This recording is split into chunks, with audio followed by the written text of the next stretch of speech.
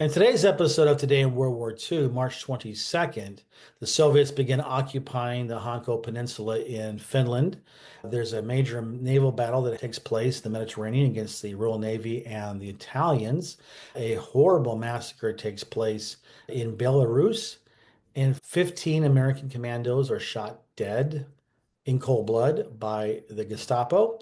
And finally, a tragedy happens in Copenhagen, a RAF bombing that ends up killing 86 Danish children.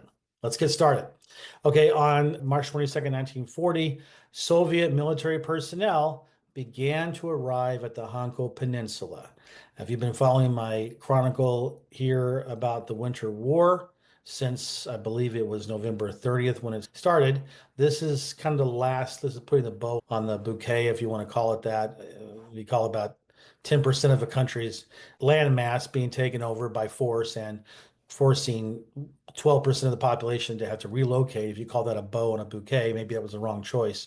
According to the armistice, the Finns had to lease to the Soviet Union the Hanko Peninsula. This is a very strategic peninsula because it jutted out about 30 miles from around Helsinki, from Finland itself, into the Baltic Peninsula, the Baltic Sea.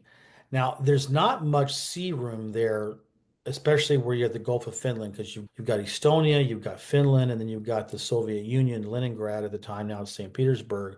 For the Russians, for the Soviets to sortie out of their military base near St. Petersburg, they're going to go right past, they're going to thread that needle between Finland and Estonia. Now, they already controlled Estonia, and they wanted to have the other side, a naval base there, to really cause a lot of damage and prevent enemy navies, and in this case, it'd be the Germans, to get close to St. Petersburg.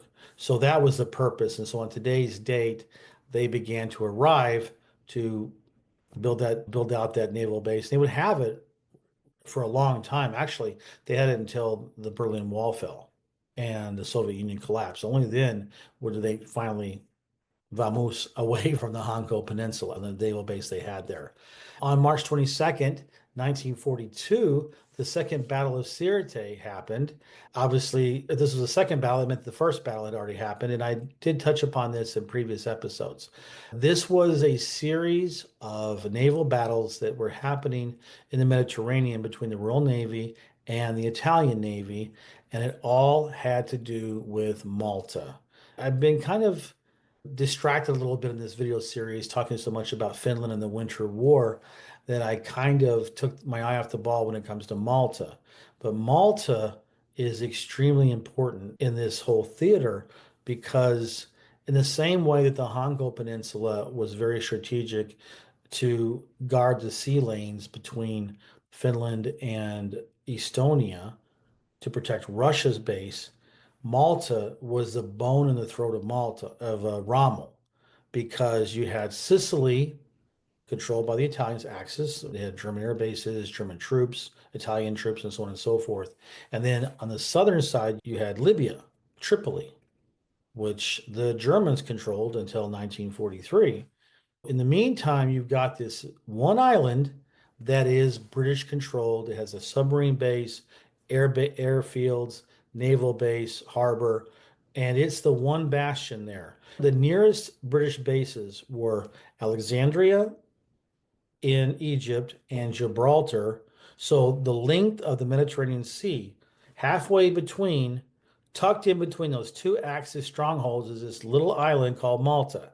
And that's so important. And so every time that the Brits sent a convoy, either from Alexandria or Gibraltar, and usually both from both directions, then you had the danger of the Italian Navy sortying out. It could come from Greece, it could come from their main base in Taranto. Luckily, the Royal Navy was just a better Navy. Their admirals were better, their sailors were better. As far as the quality of the ships, the Italians were right there. But in this case, the escorting warships of the Brits, of the British convoy, did manage to hold off a very powerful Italian Navy squadron. They were outgunned for a while, but The Royal Navy, bless their hearts, they really knew how to take it to the Italians. They did through the entire war until Italy surrendered in 1943. So good result for the Royal Navy. On March 22nd, 1943, the Khatyn Massacre took place. And this was where the Germans soldiers of the 36th Waffen Grenadier Division, okay, they're SS, so we expect that from them.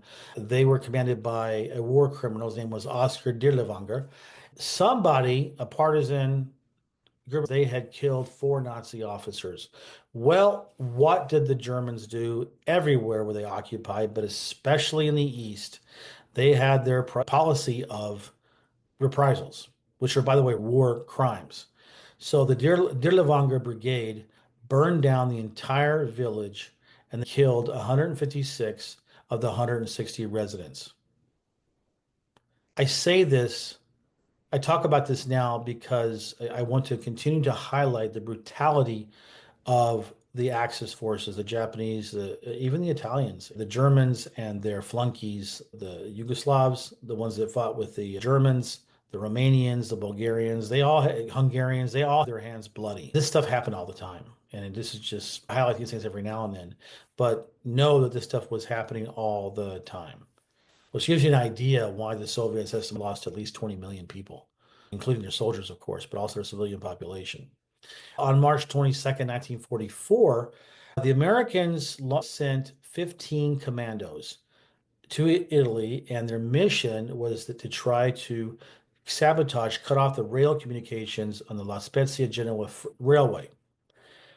Americans, yes, the commandos did not have much luck trying to do this. They were focused on this. This is not the first time they tried to cut the railways from Germany into Italy.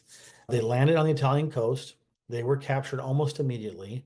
And another war criminal, Anton Dosler, he ordered the execution immediately of the 15 commandos. They were captured on the 24th. They landed on the 22nd, but they were captured 2 days later. That was it. Hitler had given a command that any commandos who were captured would be immediately executed. So you had all the British commandos, you had the SAS, you had the American commandos.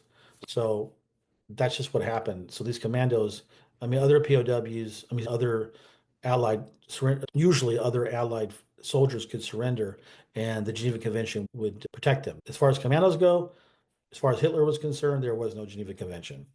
Finally, on March 22nd, 1945, a very tragic event happened. Previously, the RAF had bombed a Gestapo headquarters in France, in Amiens, France, to help free some of the resistance leaders there. They knew going into it that they would probably kill some of them, but it would give the rest a fighting chance to escape, and it worked out pretty well.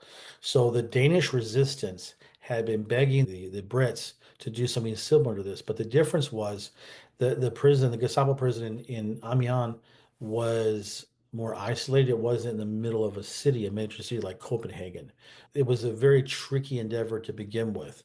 So the Brits sent their Wonder Wood-produced fighter bomber, the two-engine Mosquito, sent them on a bombing mission.